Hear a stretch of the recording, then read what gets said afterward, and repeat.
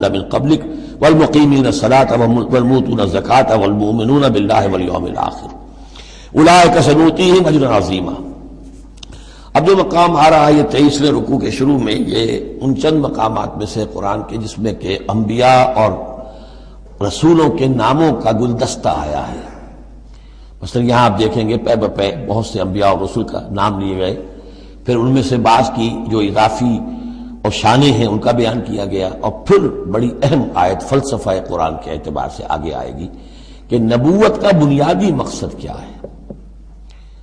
نبوت کا بنیادی مقصد، فلسفہ نبوت، اساسی فلسفہ نبوت۔ انا اوحینا الیک کما اوحینا الی نوح، اے نبی ہم نے آپ کی جانب بھی وحی کی ہے جیسے کہ ہم نے نوح کی طرف وحی کی تھی، والنبیین من بعدہ، اور ان کے بعد بہت سے انبیاء پر کی تھی۔ حضرت شیس علیہ السلام وہ بھی حضرت نوح علیہ السلام، بلکہ یہ تو حضرت نوح سے بھی پہلے کے لوگ ہیں، شیس جو ہیں۔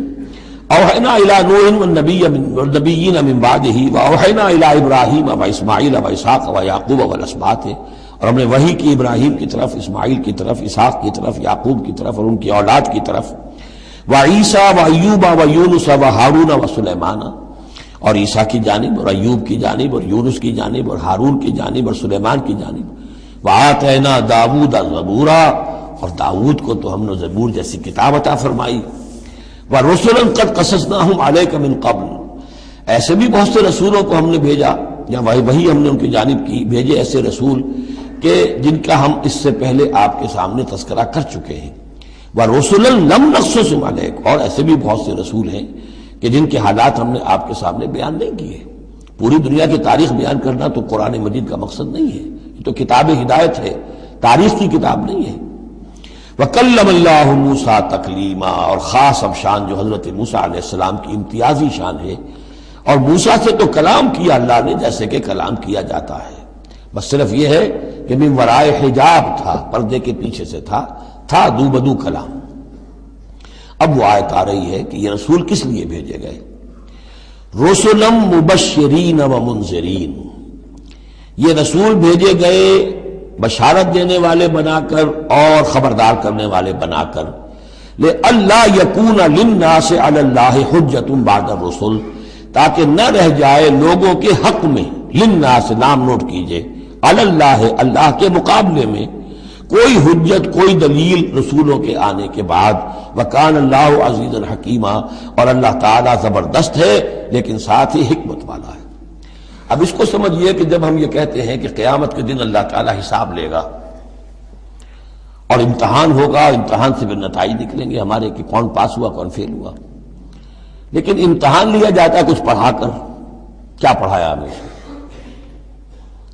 جانچا جاتا ہے کسی کو کچھ دے کر، کسی بچے کو آپ دیجئے 10 روپے، پھر آپ دیکھیے اس کا میلان تباہ کیا ہے، ٹافی کی دکان کی طرف بھاگتا ہے یا کوئی کسی کتابوں کی دکان کی طرف بھاگتا ہے، پتہ چل جائے گا اس کا رجحان کیا ہے۔ کچھ دے کر آزماتے ہیں نا، کچھ پڑھا کر امتحان لیتے ہیں، تو ہمیں کیا پڑھایا ہے، کیا دیا ہے؟ اس میں ہے جو قرآن مجید کا بنیادی فلسفہ ہے کہ اللہ تعالیٰ نے انسان کو سمع، بصر، عقل، 3 بڑی چیزیں دی، پھر اللہ تعالیٰ نے انسان کے اندر روح ودیت کی، اور نفس انسانی میں خیر اور شر کا علم ودیت کر دیا ہے۔ اب آئندہ کوئی وحی نہ آئے تب بھی ہر انسان جو ہے ان باتوں کی بنا پر اکاؤنٹیبل ہے۔ ہم نے تمہارے اندر تمیز رکھ دی تھی، یہ نیکی ہے یہ بدی ہے، تم بدی کی طرف کیوں گئے؟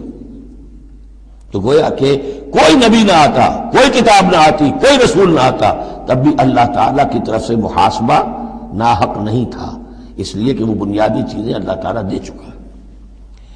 البتہ اتمام حجت کرتا ہے اللہ۔ اب یہ نوٹ کیجئے، حجت کیا ہے؟ حجت تو عقل ہے جو اللہ کو نے ہمیں دے رکھی ہے۔ ان السمع والبصر والفؤاد کل اولئک کان عنہ مسئولا، اس کی بنیاد پر مسئولیت ہے۔ اور یہ کہ نفس ونفس وما سواہا فالہمہا فجورہا وتقواہا، اس کے اندر نیکی اور بدی کی تمیز ودیت کر دی ہے، پھر تمہیں روح پھونکی ہے۔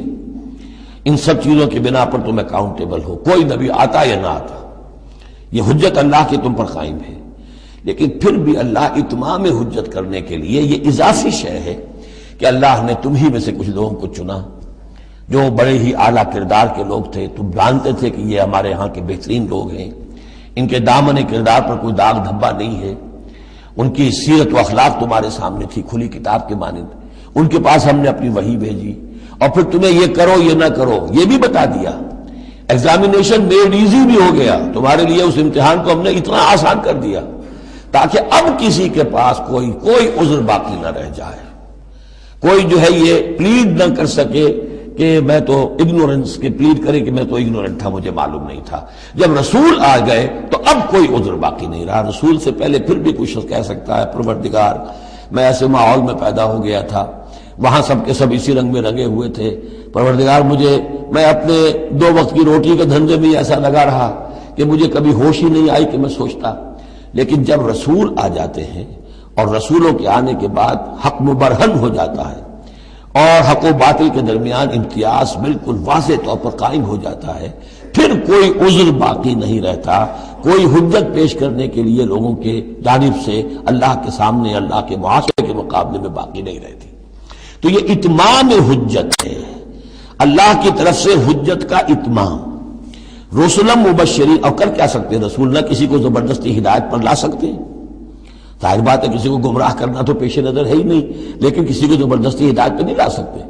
ہاں جن کے اپنے اندر کی یہ چیزیں جاگ جائیں گی، متوجہ ہو جائیں گے، اپنے باطن کی حقیقتوں کی طرف دیکھیں گے اور پھر یہ کہ نبی کی بات سنیں گے، اس سے فائدہ اٹھائیں گے، سیدھے راستے پر چلیں گے، ان کے لیے مبشر ہوں گے، بشارت، فراح و ریحان و جنت نعیم۔ اور جو لوگ یہ ہے کہ اس کے بعد بھی اپنی غلط ہی راستوں پر چلتے رہیں گے، تعصب میں، ہٹ دھرمی میں، ضد میں، مفادات میں، چودراہٹوں کی وجہ سے، ان کو خبردار کریں گے کہ اب تمہارے لیے بدترین انجام جو ہے جہنم تیار ہے۔ تو رسولوں کا بنیادی فنکشن یہی ہے، تبشیر اور انذار، مبشرین و منذرین۔ کس لیے؟ لے اللہ یکونا، تاکہ نہ رہ جائے، للناس، لوگوں کے پاس، لوگوں کے حق میں، اللہ اللہ کے مقابلے میں، یعنی اللہ کی حجت، اللہ کے محاسبے کے مقابلے میں، حجت، کوئی حجت، کوئی عذر، کوئی بہانہ باقی نہ رہے بعد الرسل، رسولوں کے آنے کے بعد۔